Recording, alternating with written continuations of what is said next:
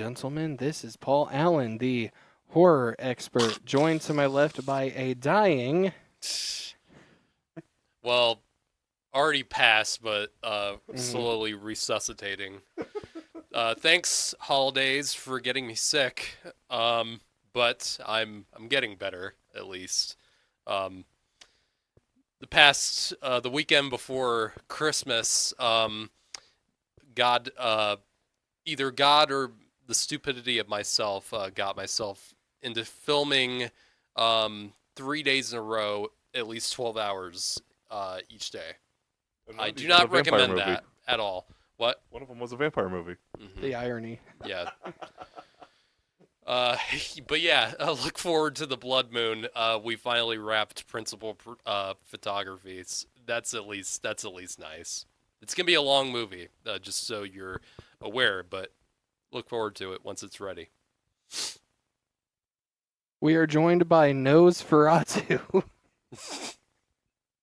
I thought you said it was a good pun. It is. That's a not great good pun. That's one of the best I've ever said on the podcast.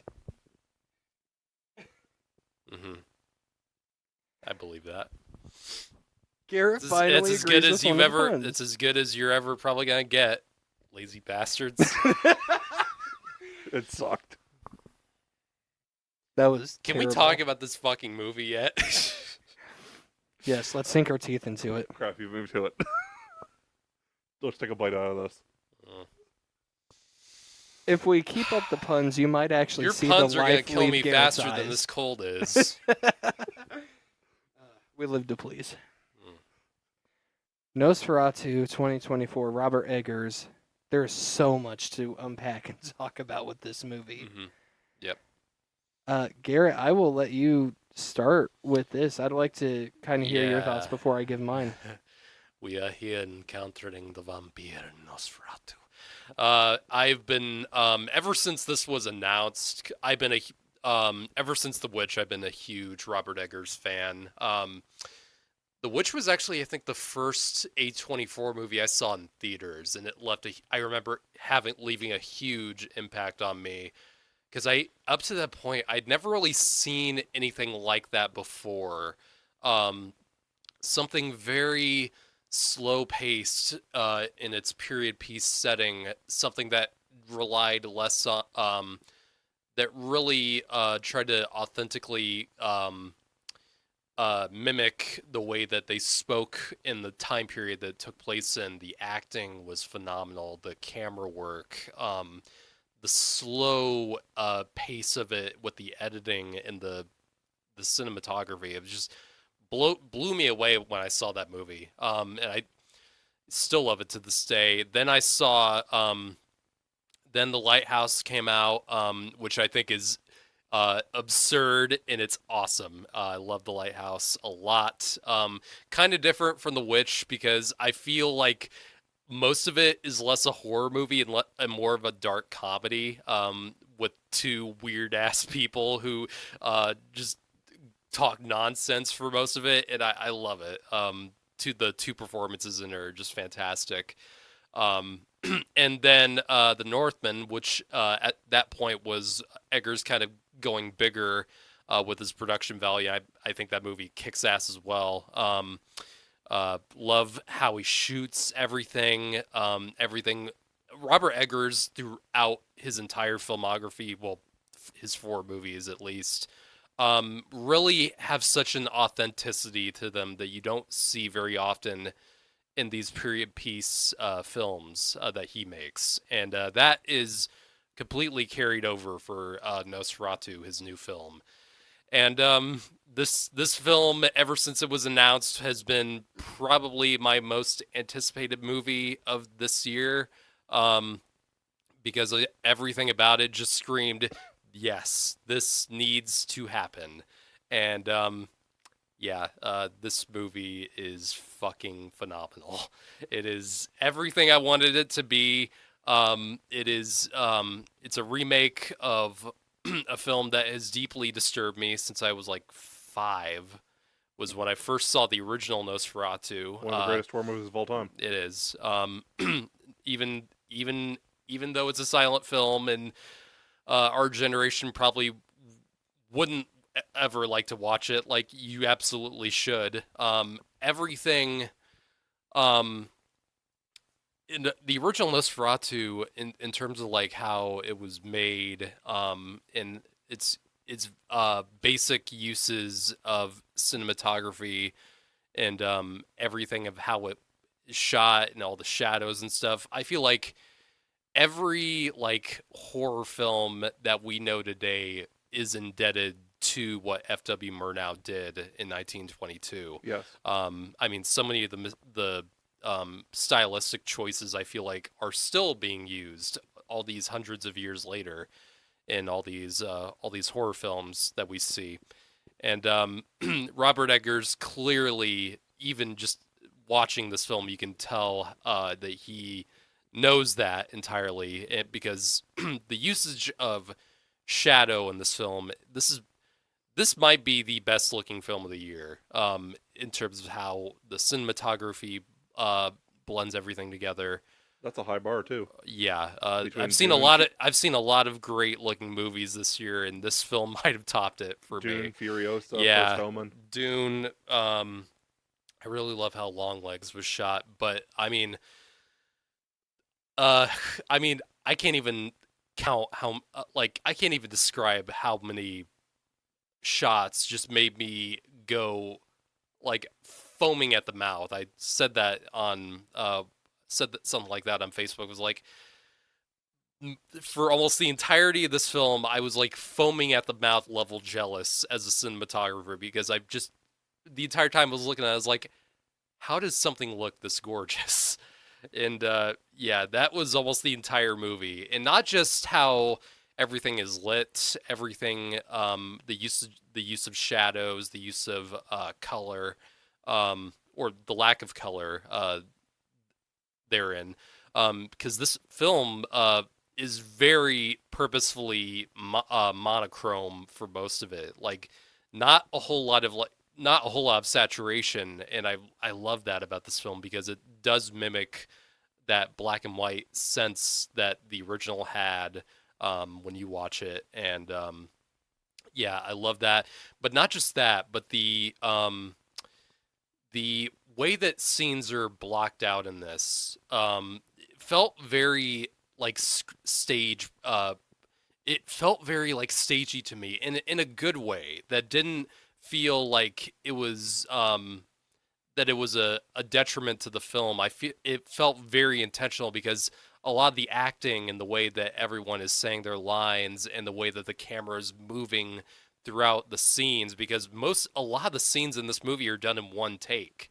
Um, because like it's not just that a camera is like in one position and then it cuts away to another. Like it moves so fluently through each scene, and it does it like in a way that I don't rarely ever see.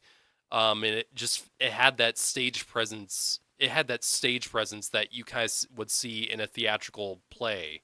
And it really stuck out to me, and I really like that about this film. But yeah, that's me so far. I got more to say, but I'll let someone else talk. Yeah. So like I haven't seen it yet. I'll just say this real quick, Paul, because like I said, I haven't seen it. But like you said about monochromatic, that's why I thought it looked like it wasn't necessarily black and white from what I could tell by the trailers. Mm-hmm. There was just that slight essence of color, Mm-hmm. and it Yeah. was just kind of like drained out, kind of. Mm-hmm. That's really cool. Yeah. In the 1979 film, I think it came out in 1979. Yeah. That's The Nosferatu the Vampire. Werner Herzog version. That one was definitely more colorful, and I believe that this one that Robert Eggers made is more in line with the 20s film, because the 70s version actually, because famously Nosferatu is basically, if you go back and look at the history, Nosferatu was made by a studio called Piranha Films, which was a studio group of filmmakers that were really interested in the occult and all these different things. And they wanted to adapt Dracula, but they didn't have the rights to it necessarily. So they took basically the story and changed certain elements of it, character names and such as like Jonathan Harker is changed to Thomas Hutter. Mina Harker is turned to Ellen. I think is her name, Ellen Hutter. Yeah. Count Dracula is turned to Count Orlok, et cetera, et cetera. But and then the original film was almost lost. Like They ordered it to be destroyed. yeah, and luckily some prints were sent over to America, and that's why we still have it today. And now we have the Kino version. Yeah, unlike a The lot what? of It's like a remastered, like Yeah. from the original footage. Oh, okay. mhm. It's what's on my Voodoo. Yeah, Okay. I have it on Blu-ray as well. So yeah, unlike a lot of silent films, which you really one of the more famous ones is another, because there's several lost silent films of Dracula that are lost completely, except for some stills. Like there was one called Dracula's Death, which was Hungarian, and that came out in 1921, so the year before Nosferatu did. Only a few still images remain from that, so it's I'll kind of look that up. fascinating. I don't really know much about the story of that one. I don't know if much about like the synopsis or what happens in it survived, but apparently it's not even really based on Dracula. It's more like a psychological study in like a mental institution or something Oh. like that. It's kind of fascinating. But yeah, so this Eggers' film is more in line with the 1920s version and not the 70s version, because the 70s version actually uses the Dracula names of the characters. So it goes back to Count Dracula, Jonathan Harker, and all that. So really, that's less of a remake of the 20s film than this is. This is very much devoted to it. And I've seen a lot of like weird backlash. Now, granted, I am on Twitter where people just complain about anything, even if it doesn't make any sense. But a lot of critics or detractors of this film are complaining that it is mainly a remake of the original and not so much like a new telling. And I always felt like that was like always. I feel like that was always part of the plan here. Yeah. That was very clear.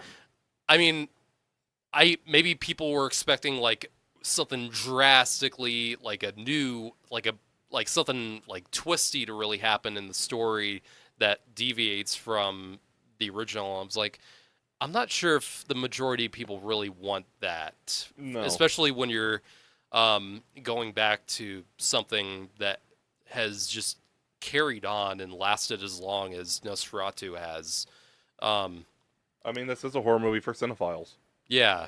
Like, So they're it's not like- going to want things to change. Yeah, it's not. This was never intended to be like a reboot of Right. Nosferatu. It was always planned to be a remake. Right. And I'm not sure. I'm not. Maybe I'm getting it wrong. Maybe because there are some. Maybe there's some truth to that, and good reason for why people might not like this film, other than the fact that it is a slow burn. It is almost a 2.5 hour horror film, and it's obviously not going to work for everyone, but for me anyway, this worked perfectly for me. It gave me everything I wanted from an Eggers vampire film. Like it takes fully advantage of everything that was established in the original film, like scenes and the basic structure, but he really builds upon it with his own style, damn near perfectly. Yeah, of course, I'm a lifelong horror fan, and Nosferatu is just the original is just one of those movies that will always stay with you because of how, like, for its time, how terrifying it was. Yeah. To this day, it is still one of the few movies that creeps me out. Yeah. I think that the character design, and I'll circle back to that for this version as well. But the character design of the original still to this day is one of the scariest Yeah. designs. Scariest vampire designs ever. And Max Schreck's movements Yeah. was, I mean, the inspiration, like you said earlier, transcends to this day. You Yep. can tell that style, both acting as well as storytelling overall, you can tell that still carries to this day. And I love how influential that it has been, and it has given us now easily one of the best horror movies of this decade so far. Easily. It is a hair long. There are times that it felt like it dragged a little bit, but it wasn't to the point that it made me like, this is boring. There was still so much going on and so much that you could unpack with each scene that you were never bored, even whenever it felt like it was dragging. And whenever it was in the action sequences, it was going. I wouldn't really call them action sequences, really. Well, the more intense moments. Yeah, I guess. But the character design for this Count Orlok, at first I wasn't the biggest fan of it. It caught me off guard because fucking mustache. The mustache is insane, and I love just that. I've seen this movie twice now, and the sequence that I still am thinking about is when Hutter first. It's when that gorgeous shot when he's walking alone in the woods. The horse carriage comes at him, and it like he looks down for a second. The horses are gone, and the door opens up for him. And it takes them to the castle, and that, oh my God, I don't know if that was like a model or CG. I don't really know, but it looked beautiful. And then he, like, it's so dreamlike, this entire sequence. Yeah. It doesn't feel real. It feels like a dream, like a nightmare. And then he wakes up and he goes to the door of the castle. It's slow. It really takes its time, what the sequence does with every movement.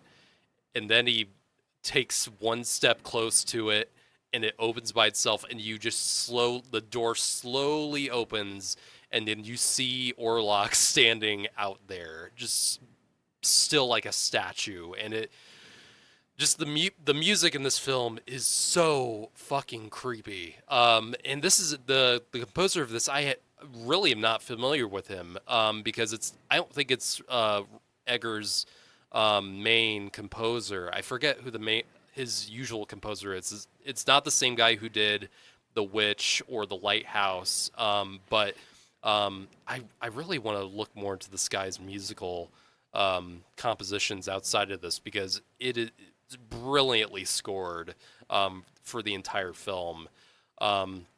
Just scenes that really give them that extra pop that allow that tension to build, and especially in this sequence where you first meet Orlok, it's just so well done. So the sequence where you first meet Orlok, and I love how carefully and slowly they take it by not really showing at all, or showing very in harsh shadows what Orlok's form, the way he stands around, his hands and his fingers, and you don't really get to see what his face looks like until a couple scenes later, and I think that's so smartly done, because it just slowly shows you the monster. It's that unnerving. he is. And the mustache did catch me off guard, because it's not something I'm used to with Dracula. Apparently, it is faithful to the original novel. Yes, and it's faithful to the original inspiration for Dracula itself, Vlad the Impaler. And if you see that illustration of Vlad the Impaler, you'll definitely see the resemblance with this new Orlok. You mean they actually made a smart decision and took their time showing him, didn't show him right in the trailer? Yeah, or his voice. Yeah, his fucking voice. Yeah, Paul in showed this. me a clip. Oh my, yeah. Yeah. Oh my His lord. his appearance isn't frightening until the first coffin scene. Yeah. But his voice just from the get-go is absolutely terrifying. You are late. It's so. He it's worked with an opera spine-chilling. singer Yeah. to Get the learn bass. how to Skarsgård, I really did top himself. Yeah. From Pennywise with this. Like that was in an a way, impressive performance. Yeah. This It was. takes it. and This is his best performance. Yeah, I don't like, care. It utterly- is his best. if I didn't know that was Skarsgård, I would have never known that No. for my life. Skarsgård has a very interesting year. Yeah, this Boy is Kills definitely World. definitely a huge redemption from The Crow. Going from the worst remake to the best Yeah, remake. And they also did Boy Kills World this year. which I didn't see yet. I didn't even. I don't I'm even interested know. to check it out. It's on Hulu. I'm interested to see it. It kind of looked fun from the trailers, but it's yeah. So Skarsgård is amazing in this, but I think all the acting in this is spectacular. Another redemption that I'll give here. Aaron Taylor Johnson. He Yeah. is very good in this. This and is I one just- of his best performances. And a couple I didn't realize he was in it. Yeah, a Yeah. couple weeks ago, I was ripping him apart for Craven. And this guy is a great actor when you give him the right material. For some reason, I always tend to like him more when he's just doing his normal accent. It seems because whatever he does, like an American accent, I tend to not buy him as much. Like if it's him in like Godzilla or something, I think in Kick-Ass it worked fine. That's one of my funniest. That's one of my funniest movie moments in Hollywood. He goes from husband and wife with Elizabeth Olsen in Godzilla Yeah, to brother the and sister in Avengers: yeah. Age of Ultron, the very That next movie. That caught me off guard. Yeah. But no, I think he's very good in this.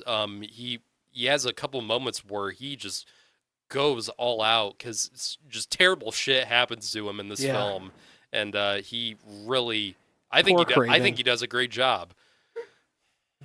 I heard how much you love Craven. Anyway, I moving on. prefer not to talk about it. Aaron, I'm really looking forward to 28 years later, where you can. It looks like that trailer. That he is the seems best more trailer like of the year. actual Craven than in the Craven movie that he was actually in. Just from the clips of him that I saw in that 28 trailer. years is gonna be freaking bonkers. It's gonna be one of the best movies That of next trailer year. is one of the best I've ever seen. Yep. Yeah.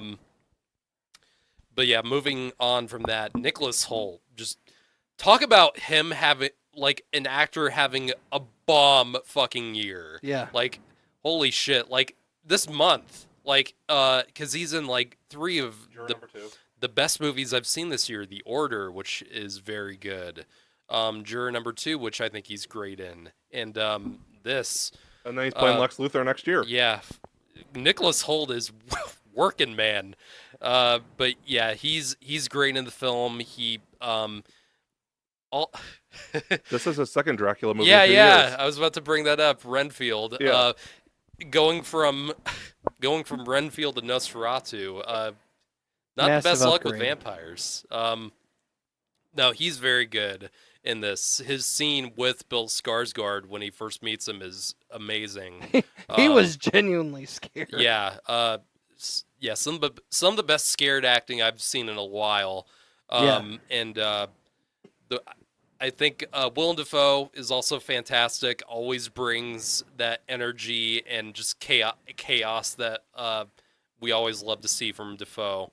Has a lot of funny lines too. Mhm.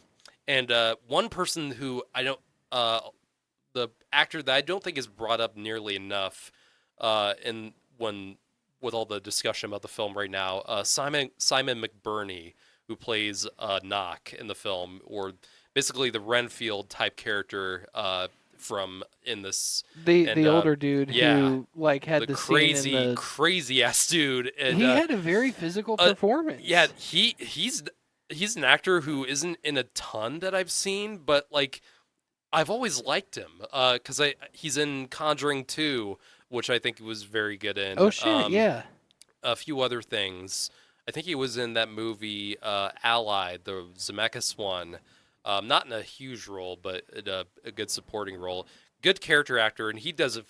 He's in a, he's not in the movie a long time, but he really goes places in it. He does steals the show whenever he's that on scene screen. where he's in the where he's in the scenes where he's in the cell and he's like, he is coming. He does a great job too. The one that everyone is talking about right now, and rightfully so, Lily Rose Depp is just insane in this fucking movie. She's an actress who I've really not had that much of an impression on. When I have, it's usually not for the best. What is the relation to? She's Johnny Depp's daughter. Okay, daughter. Yeah, I didn't know. I just seen the last name go. They're related somehow. Yeah, because one of the first things I saw her in was Yoga Hosers, the Kevin Smith movie, which is awful, and she's not. I've heard that's really bad. She's really annoying in it, and both of them are, and it's really not their fault. There's just terrible role. Also, it's weird because that was like a spin-off of Tusk, which was also just fucking weird. I didn't like that at all. Yeah, Kevin Smith's Tusk, interesting but not very good in my opinion. Then I saw her in that really, really bad HBO show, The Idol, which everyone was making fun of, and show's awful. And it's not even her fault. She did the best she could, but really another really bad role. So I feel like she's always had like something. I've always felt like she has had something to her, but she just hasn't been given good roles. She finally has a role that she can really go nuts with, and she absolutely impressed me with this performance. Just so many emotions coming from her throughout this entire film, and she is so convincing, especially in the scenes which I'm going to call possession scenes, even though this isn't really a possession movie. It really does feel like that when she's on screen. Really fantastic acting that she really elevates the film every time she's on. I have never seen someone shake that violently. Yeah, it's That eerie. It's unsettling. It was so uncomfortable to watch. Ooh. The way she manipulated her neck, like whenever she's in the scene with Defoe. Yeah. No. And yeah, and I wanted to break out my crucifix. The scene that she has with where she rolls her eyes back and just drool coming straight from her nose or mouth or whatever it was, just something I have not seen very often in this type of movie, and it's just so well done. This has been a really great year for female performances in horror. Countless to speak of, but this is definitely up there. Acting is just phenomenal from top to bottom. I mentioned the music. The music in this film is spectacular. The special effects of makeup on Skarsgård and just the way that they utilize Orlok's shadow, like in the original, is very well done. Probably my favorite shot in the film is Orlok's hand going over the entire town as the plague spreads. Just beautiful, simple, and effective. I love that shot in the trailer. Yeah, the scene itself is just phenomenal, and the musical score that comes on with it, it's awesome. I really like I said, this is a remake of the original, so it's not like there's a ton to really spoil. I mean, it's a movie from it's a telling of Dracula. I mean, how many times have we heard the story of Dracula? But I think the strength in the film is execution, and it's executed so well, where a lot of Dracula adaptations have not been executed well. I can only think of like a handful that have been executed as well as this has. Probably my favorite Dracula adaptation is the Ford Coppola version, Bram Stoker's Dracula. This might be a close second. I really love these two. There's not a whole lot of Dracula adaptations that I really love, but this is one of them. Just the strength.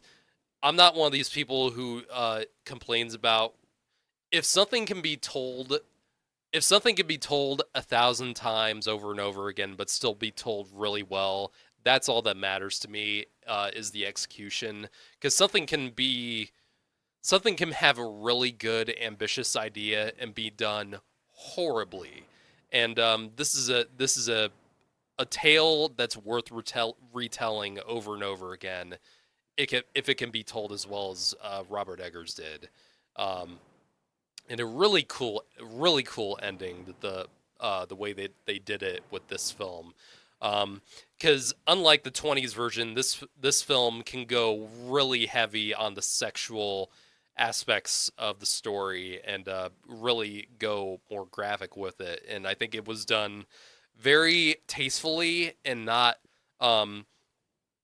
it was not overdone like I was worrying it was gonna be. They definitely go there with some of it, especially there's a really funny picture trending right now behind the scenes. You know what I'm talking about. Mm-hmm. Nicholas Holt holding is the Orlok. Count Orlok. You do see it. It's only one shot though, so you don't have to see it like over and over again. It's not gratuitous. No, it's not gratuitous at all, and they do it effectively. There's another Dracula movie. It's kind of a slow burn, great cinematography that didn't do too well. Came out last year. If you want to check that out, I was not really a fan of that. You weren't? One. No. Oh, Last Words of Demeter. Oh, I love that one. Yeah. It for me, I'm not really. I've only seen it once, and it's been like a while. Yeah. It really didn't work for me that much because I feel like it wasn't as scary as I wanted it to be, and I don't know, it just didn't really work for me that much. Maybe it was the way it was directed, but if yeah. the viewers want to decide, they should check it out though. Yeah. I know a ton of people who like it. Yeah, it was one of my favorite movies last year. I was actually really bored by it, but I had the entire theater myself opening night. It just was not marketed well either. No, and it came out right after Barbie and Oppenheimer. Yep. So like the week after. Yeah. But yeah, this is, in terms of Dracula adaptations, this is one of my favorites that has ever been done. Yeah.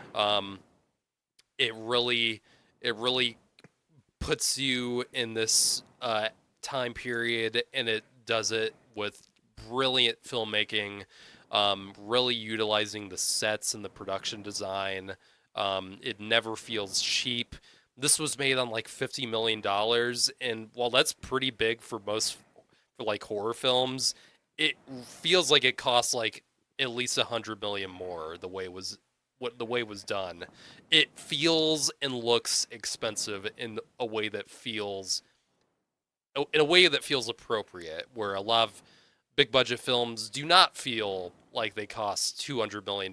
This is a film that really utilizes its money to its benefit. No, there's movies that are 150 million and they look way better than something that's 350 million. Yeah, a lot of them.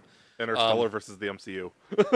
Yeah, or at least the MCU recently. Most of the MCU, yeah, in my opinion. Because Interstellar was only like 160 mil compared to like a lot of the MCU's 300. I think Dune 2 was like 200 million. Yeah.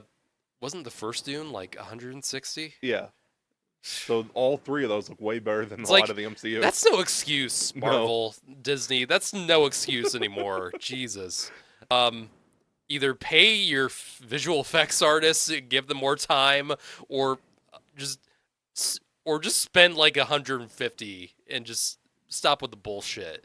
Or maybe give us that money to make a movie, please. That'd be nice. Your movie stars are expensive, but god damn. But yeah, so Nosferatu, one of my, I actually just posted my top 10 films of the year I saw that. today. Excellent list. This is number 4 on the list for me. This has been a tremendous year for horror films.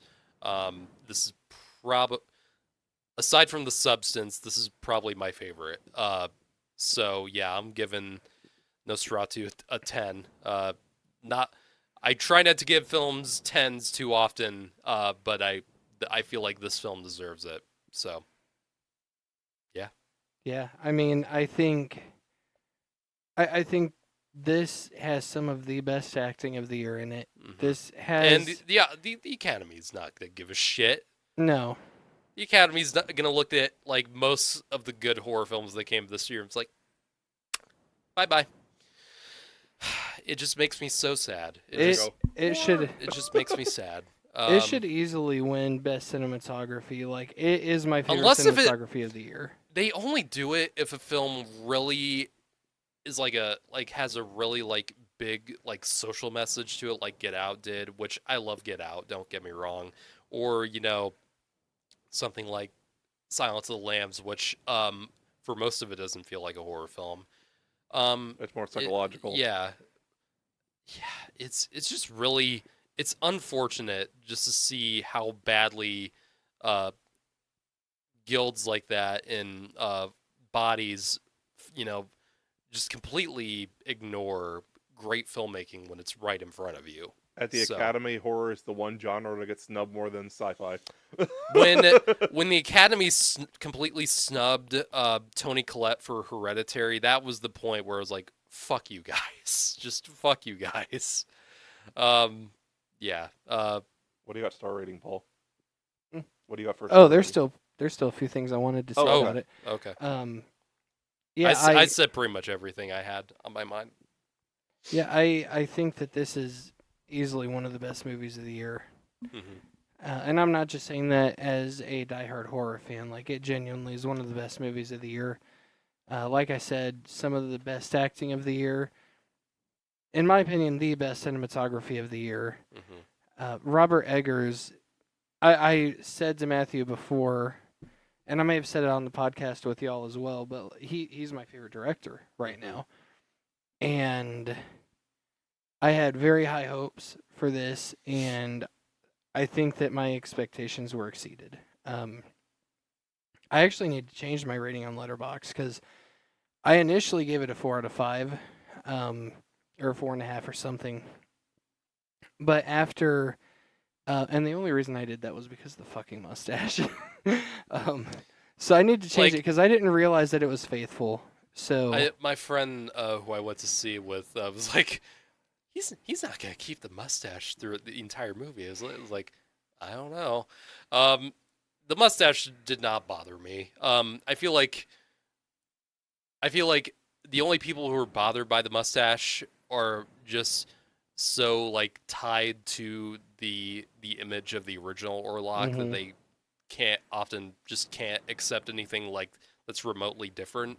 And I feel like this change really does add, not only does it feel unique to this film, but actually does mean something, at least because I feel like Eggers really cares so much about authenticity that he really wanted to make Orlok in this film feel more like the traditional vampire of like the olden days that were described in like folk tales and stuff, not the usual vampires you see in like modern movies. And I feel like that was always part of the intent, and I feel like it makes this Orlok feel very different but still very menacing. I even when I saw the mustache, I was like, this character still feels like so imposing throughout the entire movie. His voice, to the way Skarsgård plays it, very slow, like Max Schreck did in the 22 version. Mustache did not bother me at all, unlike some other people. The only thing that I might have changed about it is they were kind of hyping him up as, or his Renfield-ish character was hyping him up as like, oh, he's this old guy that's retiring. The mustache was like either dark brown or black. It maybe could have been a little bit lighter just to reflect the age aspect that they were trying to present. But that's just a personal nitpick. It's not anything major, really. But yeah, to give it a proper star rating, I think 5 out of 5, 10 out of 10, whichever scale, it's at the very top.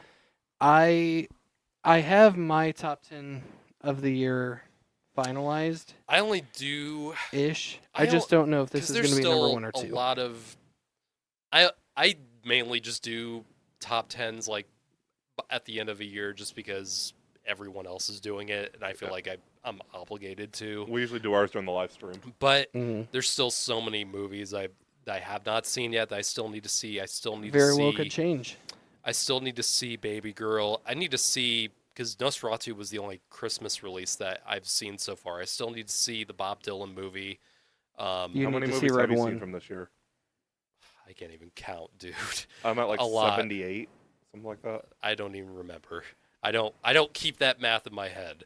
I don't either. I rank it all in Letterboxd in a private. I don't remember the amount. But I still need to. Yeah, there's a lot of like the smaller movies that I have not seen. I still need to see The Brutalist, which is still on the top of my list just because of how well that movie's being received, and it's playing nowhere near me. Of course And not. I'm probably gonna have to wait until like February at least to see that, and When it hits that's really Voodoo or that's something, really when you can depressing rent it. Yeah. because I really wanted to see that in the theater, despite the crazy runtime. But That's not that How long. long is 3.5 hours. Not that long.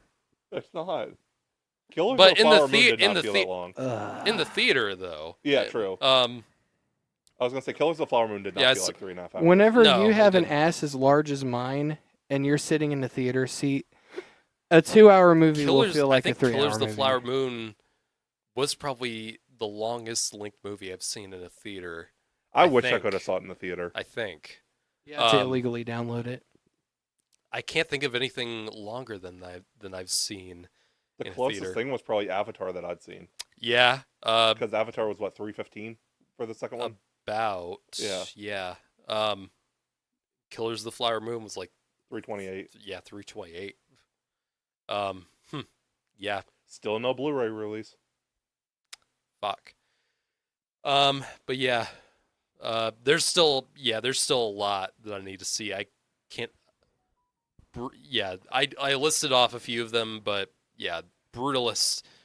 I don't consider my top 10 of the year or the best films that I've seen this year list complete until I've seen movies like that and Complete Unknown, Baby Girl, and a few others. So, The only movie I still need to see this year is Kingdom of the Apes. wait, you didn't see that? Not yet. Okay, you'd like it. Yeah, I haven't seen it yet either. it's on Hulu. I've got my list finalized, but yeah, I'll drop it Tuesday during the live stream. All I'm going to say is I can't wait for everyone's reaction. Yeah. That's To not what? a spoiler. Don't worry about it yet. Well, he won't be here. Oh, Yeah. well, crap. I can't wait to see John's reaction then. Yeah. Are I'll- you I'll guys tell you not? Are you after. guys not gonna share? You guys can like share your like top 10 lists with me from like Letterboxd. Yeah. I don't think I know how to rank them on Letterboxd. Shit. I don't Get in the really club. use it that faithfully. I'll so, tell you after. So go back to the club. Hey, guess what? Megalopolis was number 11 on my list. I can't wait to hear your thoughts about it, Matthew. I don't hate Megalopolis like Matthew you has do. seen it. No, I think it's another one. it's not a illegally good downloaded. movie, but I had a blast watching it. Remember how I said there was one movie worse than Night Swim on my list? That like it's not a good movie, but like unlike Craven or any of the Sony movies this year, like that at least had ambition that was like at least entertaining and fascinating. Like the Craven Madam Web. What do those have? Like seriously. Oh my god. Do you guys want to rank the Eggars movies since we're doing this? Yeah, I was Yeah. gonna say. I thought we were gonna do that, so I'm definitely. I would say that my favorite, probably the one that I would watched the least amount of times is probably The Northman, and I really, really like that film a lot. Yeah. Number 3 would be The Lighthouse. Really dig that one. I've seen it many times. Number 2, I'd say Nosferatu. And number 1, which it's weird that when people have ranked these Eggers movies, this one's The Witch is not usually people's favorite, and I think The Witch is still my favorite. I think it's, and personally, I think it's his best. That's not usually a popular answer though, Okay. which is interesting. Since he's your favorite, do you want me to go next and then you go last? Sure. Okay.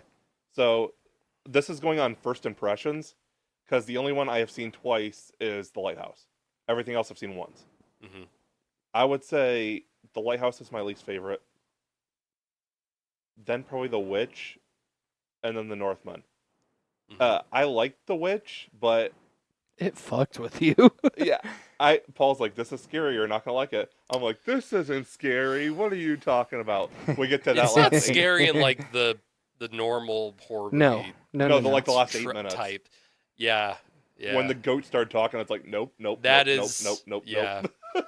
Just the scene where I knew that movie had entered into my mind was when the baby.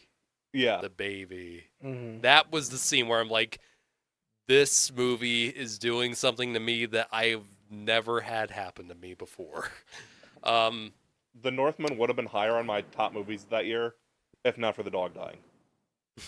That's the one thing that The killed that lava, I mean, just that final fight in the volcano Yeah. is one of the coolest things I've ever seen in my life. What do you like, like Hamlet with Vikings. When I knew what that movie, because I didn't really know that it was gonna be Hamlet with Vikings until I saw. I was like, oh shit, this movie's fucking awesome. Mm-hmm. I think that going from least to favorite, least favorite is The Lighthouse. I want to preface that though by saying there's not a bad Robert Eggers movie. Let Neptune strike ye dead, Winslow. I need to rewatch The Lighthouse, I think, to appreciate it a little bit more. Next would be The Northman. It was one of my top movies of the year it came out. Mhm. It is really, really good. I love that Robert Eggers is collecting the Skarsgård brothers like Infinity Stones. No, he's Stellan. Yeah, Right? Stellan. Because there is talks about that Labyrinth movie that I guess they've approached him to make. I don't know if he wanted to make it or not. And honestly, unless he really has like a really strong want to do it, or if he has a really good idea for it, I personally would rather him not. But I'm interested to see in anything that Robert Eggers does. I'm more interested in seeing his medieval piece. Who would be a good choice now for the David Bowie type character? Like, because I don't think he's gonna do. I'm not seeing it, so. Because I don't think he's gonna do a musical of Labyrinth like the Frank Oz one. Who for that type of character? Who would? I don't know. Maybe if I was to throw something out, maybe Tom Hiddleston. But I don't know. I don't know enough about what's going on with the Labyrinth movie to really judge. But it may not even be a thing. No. It might get passed through and forgotten about, and you might just move on to something else. I prefer him to stay within the original idea films that he has been making for most of his filmography. But what was your number 2? Number 2 is going to be Nosferatu. Where's Nosferatu 1? Right there. Anyway, Like I said, I just absolutely adore this film. It is going to be one of my 2 top films of the year. I can't decide if it's going to be number 1 or number 2. I need to rewatch it, which I don't know if I'll be able to do before the end of the year. But like you said, the end of the year list isn't necessarily finalized until it's finalized. So, number 1 is obviously The Witch. You know, I didn't realize that it was an unpopular opinion. Like I genuinely. A lot. Maybe it's the type of crowd that I follow or listen to. Because I feel like number 1 is either The Lighthouse or it's The Northman. Mm-hmm. Maybe I need to look at the rank list now. That's I've always heard The Lighthouse Nosferatu. is number 1. Yeah, that's a very popular answer, and believe me, I really love The Lighthouse. But something about when he does straight up horror, I think he's fantastic at. And The Witch is just phenomenal. I think what he did with the action and the fight sequences with the Northman, I really want to see him like tackle more of that too, because I think he. Like you said, the medieval. Yeah. Yeah, because he supposedly has written a Night piece. Yeah, the Night is because I actually did hear that too. He's constantly like writing stuff. Mm-hmm. Even so, like I think he put it as like if something doesn't get approved or if something doesn't turn out the way it should with one idea, he's always got an idea to back it up. So Mm-hmm. I think that's great. I know nothing of writing all the time. Mm. Nothing at all. But yeah, that's my ranking. The Witch, I mean, it still is one of my favorite horror movies of all time. Mm-hmm. As to be expected with his other work, you know, phenomenal acting, phenomenal cinematography, phenomenal storytelling, and the fact that it scared Matthew almost literally shitless, I love. A movie that can do that can evoke that reaction, is a good movie. Thank you guys for watching this. And we will see you Nosferatu next time. Oh God. Fuck. We're doing you. we have our I New Year's accept that. We have our New Year's live stream Tuesday at 9. We will be live on Facebook, Instagram, Twitter, and YouTube. So join us for our top movies of the year, worst movies of the year, and what we're most looking forward to in 2025. We will catch you next time. Hawk! Triton! Bye.